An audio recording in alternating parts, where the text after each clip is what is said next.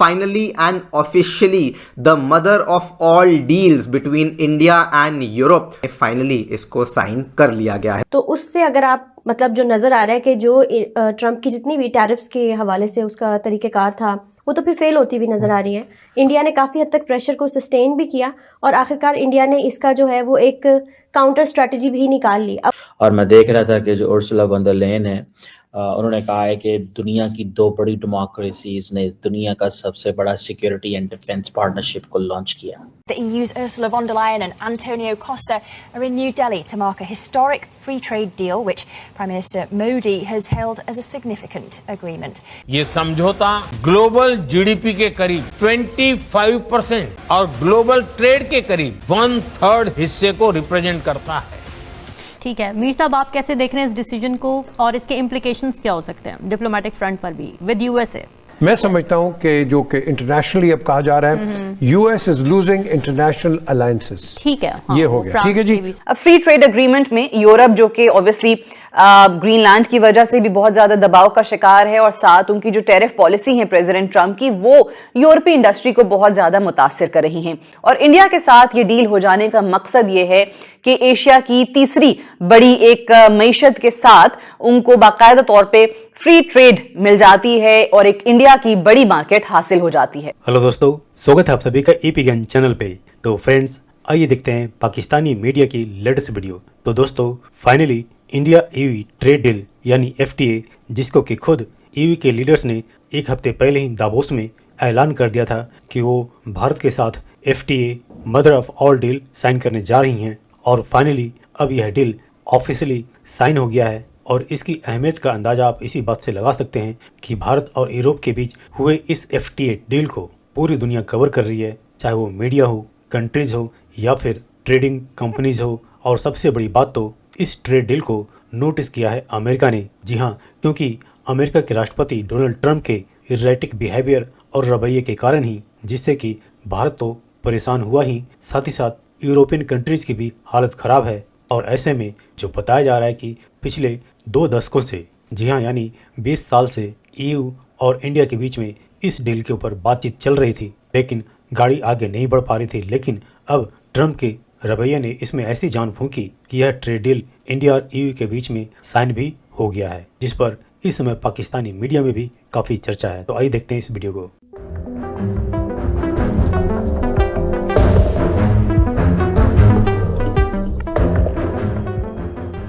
حبیب صاحب، ہم دیکھ رہے ہیں کہ امریکہ جس طرح سے ڈیل کر رہا ہے EU کو اور دوسری طرف انڈیا کو تھرو ٹیرفس اور تھرو پریشرز، دھمکیاں، ہر طرح کا نیریٹو یوز ہو رہا ہے.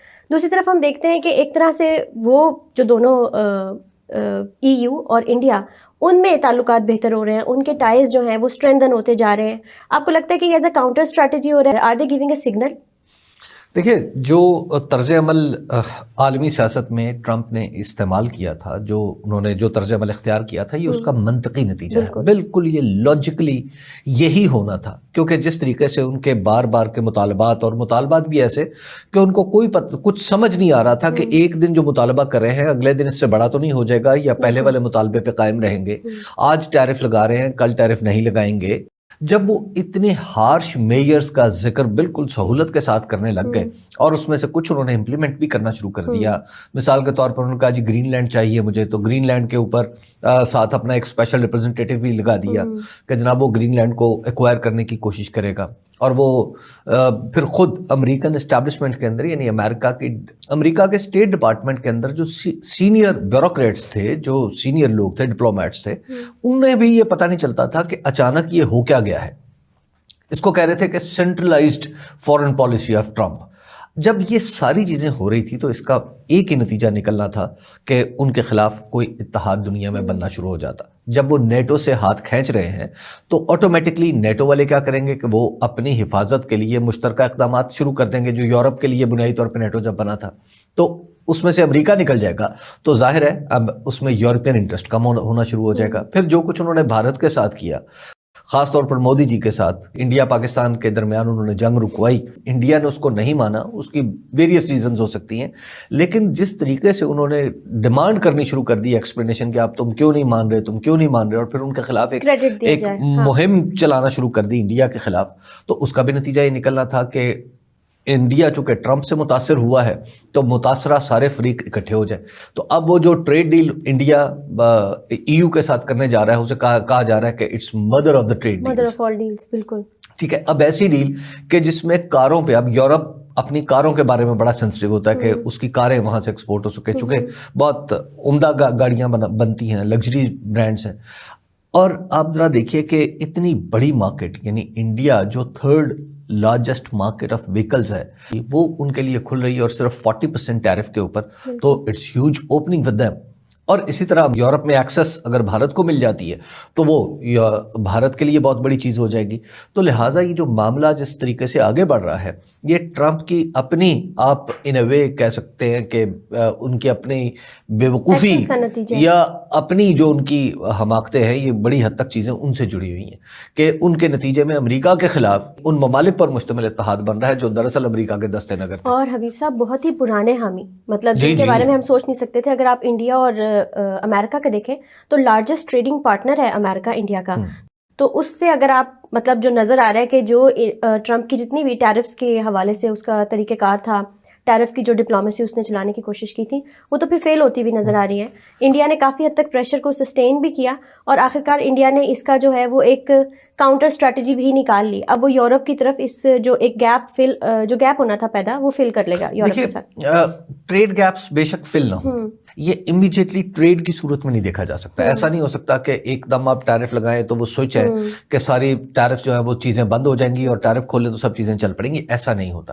ٹریڈ میں چیزوں کے ریئلائز ہونے تک, یعنی ٹرانزیکشن تک, یعنی جہاں پر ایک بائر اور ایک سیلر ہے, وہاں تک پہنچنے میں ٹائم لگتا ہے. دیکھیے یہ امیڈیٹ لاسز تو اس کی کوریج کے لیے پرابلم نہیں. یہ اب مسئلہ یہ بنتا جا رہا ہے کہ کیا امریکہ آفٹر ٹرمپ, اب تو بیونڈ ٹرمپ کی بات ہو رہی ہے نا, کہ ٹرمپ کے بعد کا امریکہ بھی کیا اسی طرح کا طرز عمل اختیار کرے گا, کیونکہ امریکہ نے پچھلے 80 سال میں تو اس طرح کا طرز عمل نہیں اختیار کیا. خود امریکہ کے اندر اس کے خلاف بہت ساری آوازیں اٹھ رہی ہیں. تو کہیں آئندہ امریکہ کا ہی کریکٹر تو نہیں بدل جائے گا, کیونکہ بہت سارے لوگ یہ کہہ رہے ہیں کہ ٹرمپ جانے کے لیے تو نہیں آئے, یہ بھی کہہ رہے ہیں کہ ٹرمپ تیسری دفعہ آ جائیں گے. جس طرح کی ڈیولپمنٹس ہو رہی ہیں, پھر ٹرمپ نے نہ صرف دنیا کو تناؤ کا شکار کیا ہوا بلکہ اپنے ملک کو بھی تناؤ کا شکار کیا ہوا ہے. چلیے اپنے ملک میں تو جو کچھ کر رہے ہیں وہ کر رہے ہیں, وہ ان کے اپنے ملک کا مسئلہ ہے, لیکن دنیا تو اس طرح نہیں دیکھی اس طرح نہیں چل سکتی نا. وہ لوگوں کو بھیج رہے ہیں اغوا کرنے کے لیے, مدوروں کو, جیسے انہوں نے وینزویلا سے اغوا کرا لیا, وہ جگہ جگہ پہ یعنی جسے وہ تڑیاں کرانا شروع ہو جاتے ہیں. مطلب اس طرح سٹبرن ایٹیٹیوڈ کے ساتھ تو you can not go forward with diplomacy, negotiations تو نہیں ہو سکتی. یہ جتنا پھر فریجائل سسٹم ہوتا ہے انٹرنیشنل سسٹم, تو اس میں تو ڈونلڈ ٹرمپ کی ایک دو حرکتوں نے اس کو بالکل ہلا کے رکھ دیا. تو لہٰذا اب یہ ایک نیچرل اس کا منطقی نتیجہ تھا جس تک اب دنیا پہنچ رہی ہے.